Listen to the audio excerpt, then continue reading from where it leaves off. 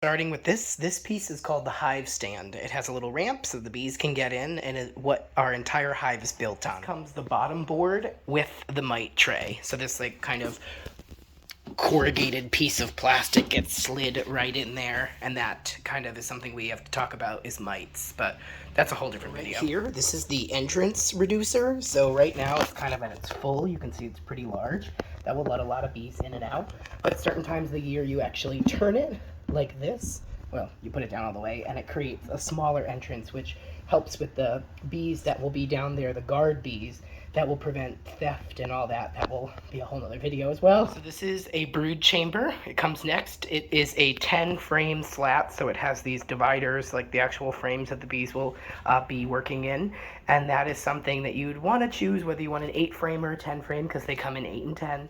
An 8 frame obviously gives you a little less space. The 10 frame gives you a little more space. Bees need lots of room to get started.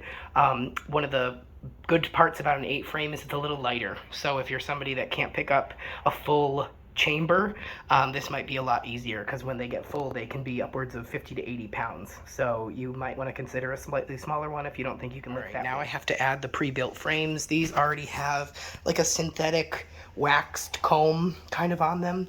You can kind of see it here a little better. It's what the bees will actually draw out the wax on, and that's something that I might consider going through and adding melted beeswax to, which will help encourage the bees to want to draw out that comb. Another thing I'm actually going to add, I'm going to remove some of these that I just put in there and replace it with a feeder. You really have to feed your bees, especially when they're going to be pulling out this comb and secreting this wax. They need some supplies to do that. So this is going to be filled with a sugar water mixture, almost like a simple syrup that we'd use in the bakery. I'm going to be making that up and replacing a couple of these frames and having there get them some food. We'll get a second one of these, which will also be filled with the same comb frames there as well, but I'm just showing you what it's going to look like, because you have 2 chambers.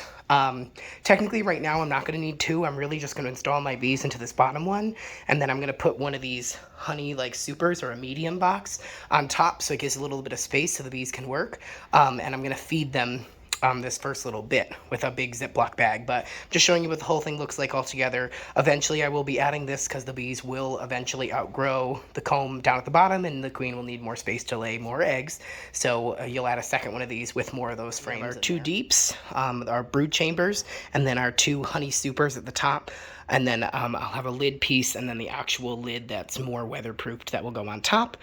There's also something called a queen separator that would be in between the honey ones and the brood chambers at the bottom. But that's something I just didn't grab this time because I don't quite need it yet. What the queen separator does is it's big enough that the worker bees can fit through, but small enough that the queen can't get through, so she can't lay eggs in the top chambers here, meaning it's really used for just honey storage. And then I also have these Hive Tools here. I got 2 different ones.